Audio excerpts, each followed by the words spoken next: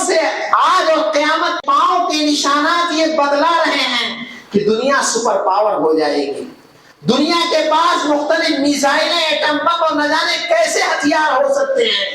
ابراہیم تو دور کی بات ہے، توحید والے کے قدم کے نشانات کو نہیں مٹا سکتے، کیونکہ رسول اکرم صلی اللہ علیہ وسلم نے فرمایا ہے جب دنیا میں کوئی اللہ کا نام لینے والا نہیں ہوگا تو ایک حبشی کالا کلوٹا چھوٹی پٹریا والا یہ خانہ کعبہ کی اینٹوں کو نکالے گا. اس سے پہلے لوگ حملے کی کوشش کریں گے، مہدی کے آنے پر لوگ آنے کی کوشش کریں گے، لیکن رب العالمین ایسے حملہ وروں کو دھنسا دے گا. اس لیے وہاں جا کر کے ہمیں یہ احساس پیدا کرنا ہے، وہاں جا کر کے ہماری خواتین کو بھی یہ احساس پیدا کرنے کی ضرورت ہے کہ وہ بھی کیا خاتون تھی کہ شوہر چھوڑ کے جا رہا ہے، چند کھجوریں ہیں، معمولی پانی 1 لیٹر سے بھی کم رہا ہوگا، شوہر نامدار قلق کی وجہ سے، تکلیف کی وجہ سے دیکھ نہیں سکتے، جا رہے ہیں. بیوی پوچھتی ہے اللہ ہمارا کا بہذا، کیا اللہ نے آپ کو اس کا حکم دیا ہے؟ کہا جی ہاں. کہا تب وہ ہمیں ضائع نہیں کرے گا. آج پورے سال وہاں لوگوں کا ہجوم یہ بتاتا ہے کہ کبھی ایک خاتون نے اس کو آباد کیا تھا جس کے دوڑنے کی ادا رب کو اس قدر پسند آ گئی، پانی کی تلاش میں، بچے کی پیاس کو، بچے کی ممتا، ماں کی ممتا کو دیکھنا. اس خاتون کو دیکھیں کہ کسی حاجی اور عمرہ کرنے والا کا حج اور عمرہ اس وقت مکمل نہیں ہو سکتا جب تک کہ حاجر کے دوڑنے کی جگہ وہ چل کر کے اپنے حج عمرے کو مکمل نہ کریں. وہاں جا کر کے ایک بچے کو اپنے باپ کا اور ایک باپ کو اپنی تربیت کا معائنہ کرنا چاہیے کہ ابراہیم علیہ الصلوۃ والتسلیم ایک اچھا بیٹا بن کر کے ثابت کیے تھے. باپ نے کہا کہ اگر تم باز نہیں آتے تو تمہیں سنگسار کروں گا. نکال دیا، نکالا ہی نہیں جلانے والوں کا ساتھ دیا. قرآن بیان کرتا ہے کہ کس طرح سے جاتے جاتے یا آبتی کہہ کر تو انہیں باپ کو سمجھایا. انہوں نے اچھے بیٹے کا ثبوت پیش کیا. چنانچہ اسماعیل علیہ السلام نے بھی ایک اچھے بیٹے کا درجہ پیش کیا. جب باپ نے کہا کہ میں نے خواب میں دیکھا ہے کہ میں تمہیں ذبح کر رہا ہوں، بیٹے نے یہ نہیں کہا خواب جھوٹا ہو سکتا ہے، میں تو اپنے آپ کو ذبح کرنے کے لیے تیار نہیں. بیٹے نے کہا یا ابت افعل ما تؤمر ستجدنی انشاءاللہ من الشاکرین، کہ ابا جان آپ کو جو کرنے کا حکم دیا گیا ہے کر گزریے. اور اپنے آپ کو بیٹے نے پیش کر دیا. اتنا ہی نہیں، صحیح روایت میں آتا ہے کہ یہی اسماعیل جب بڑے ہوتے ہیں 2 دفعہ حضرت ابراہیم ان کے گھر آتے ہیں. یہ شکار کے لیے چلے گئے تھے دونوں دفعہ. پہلی دفعہ آتے ہیں، بہو سے گھر کے حالات پوچھتے ہیں. بہو دنیا کی پریشانیاں بیان کرتی ہے. جاتے وقت کہتے ہیں جب وہ آئیں گے تو میرا سلام کہنا اور کہنا گھر کے دروازے کو بدل دیں گے. دوبارہ آئے، دوبارہ جب یہ آئے گھر پر بیوی نے سارا ماجرا بتلایا. یہ سمجھ گئے کہ میرے والد گرامی ہیں اور یہ بھی سمجھ گئے کہ دروازے سے مراد یہ ہے کہ تمہیں میں طلاق دے دوں، اور طلاق دے دیتے. یہ ہے تربیت. باپ بچپن سے لے کر بڑھاپے تک، جوانی تک اپنے بیٹے کو چھوڑ نہیں سکتا، اور بیٹا بھی اگر اچھی تربیت پایا ہے تو والد کے احسان تلے دب کر کے ان کی اطاعت میں پیچھے نہیں رہتا.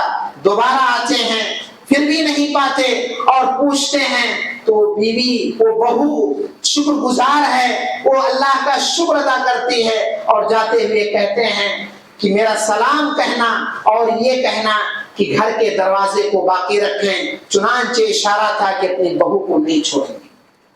یہ سفر ہم اور آپ کو بہت سارے پیغامات دیتا ہے. اس میں ایک پیغام یہ بھی ہے کہ انسان جب جمرات پہ کنکریاں مارے تو یہ تصور لے کر کے وہاں سے واپس آئے کہ ہم آج یہاں کنکری مار رہے ہیں پتھر کو. در حقیقت اس قسم کی نوبت بارہا آتی رہے گی. نماز کے اوقات میں، زکوٰۃ کے اوقات میں، دیگر عبادات کے موقع پر، حقوق کی ادائیگی کے موقع پر شیطانی وسوسے ہمیں بہکاتے رہیں گے. وہاں پر ضرورت ہے ہمیں اس کو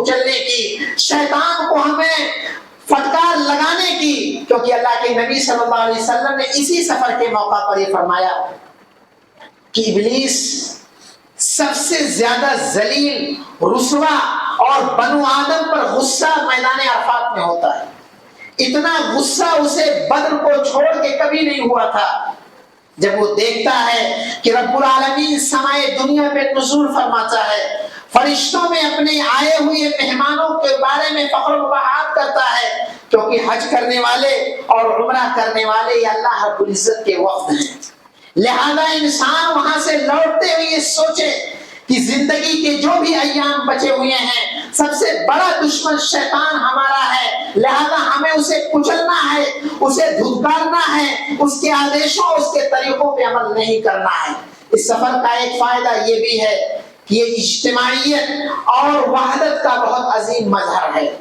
انسان دنیا کے کونے کونے سے، کالا گورا، چھوٹا بڑا، مریض بچہ، ہر طرح کے لوگ جن کی زبان الگ، جن کا رنگ الگ، جن کا کلچر الگ، ایک ہی لباس میں، ایک ہی کلمہ زبان پر لیے ہوئے، ایک ہی انداز میں ساری دنیا کے لوگ اکٹھا ہوتے ہیں، جو میدان حشر کا منظر پیش کرتے ہیں، جو اس بات کا درس پیش کرتے ہیں کہ ہم نمازوں میں متحد تھے، علاقائی سطح پر روزوں میں متحد تھے، زکوٰۃ کے تعلق سے ہم ایک دوسرے کے ساتھ تھے، لیکن یہ منظر، یہ حاضری پوری دنیا کو یہ خبر دینے کے لیے ہے کہ ایک مسلمان نبی کے فرمان کے مطابق لا فضل لعربی علی عجمی ولا لعجمی علی عربی ولا لاحمر علی اسود ولا لاسود علی احمر، ہمارے درمیان کسی بھی ناحیے سے کوئی فضیلت کسی کو اگر حاصل ہے تو تقوی کی بنیاد پر ہے۔ لہذا انسان وہاں سے یہ سبق جہاں لیتا ہے کہ ہم سب کے سب متحد ہیں، زبانیں، رنگ، قد و قامت، کنبہ، قبیلہ ہمارے لیے کوئی معنی نہیں رکھتا۔ اگر ایمان ہے، توحید ہے، اتباع سنت ہے تو اپنے سگے بھائی سے زیادہ ایک مسلمان بھائی عزیز ہے۔ وہیں وہاں سے یہ پیغام لیتا ہے کہ یہ سفید کپڑے در حقیقت یہ کفن کی طرف یاد دلاتے ہیں کہ زندگی چند روزہ ہے، ہمیں بقیہ زندگی کو تقوی والی زندگی گزارنی ہے۔ اس لیے ایک مسلمان جب یہ سفر کرے تو مختلف ناحیوں سے بہت سارے اس کے اندر پیغامات ہیں، اسباق ہیں، دروس ہیں، وہ یہ صرف نہ سوچے کہ اللہ نے نوازا ہے چلے گئے، ایک قرضہ ہے ادا کر دیے۔ اگر یہ سوچ ہے تو حقیقت میں بہت بڑی بھول ہے، بہت گھاٹے کا سودا ہے۔ اللہ رب العزت سے دعا ہے کہ الہ العالمین ہم میں جو اس سفر پہ جا چکے ہیں اور جو جانے والے ہیں ان کے سفر کو کامیاب فرما۔ الہ العالمین تو صحیح معنوں میں حج کے مقاصد پر انہیں پورا اتار۔ الہ العالمین ہم میں سے جو حج کر چکے ہیں، الہ العالمین تو اس کے تقاضوں پر مرتے دم تک ہمیں باقی رہنے کی توفیق عطا فرما۔ الہ العالمین ہم میں سے جو اس گھر کا دیدار نہیں فرمائے ہیں، الہ العالمین تو انہیں اس گھر تک جانے کے اسباب فراہم فرما۔ مولا ہم میں جو بیمار ہیں شفا یاب فرما، جو مقروض ہیں انہیں قرضوں کی ادائیگی کی توفیق عطا فرما۔ الہ العالمین ہم میں جو پریشان حال ہیں مولا ان کی پریشانیوں کو دور فرما۔ الہ العالمین تو ہم تمام لوگوں کا خاتمہ بالخیر فرما۔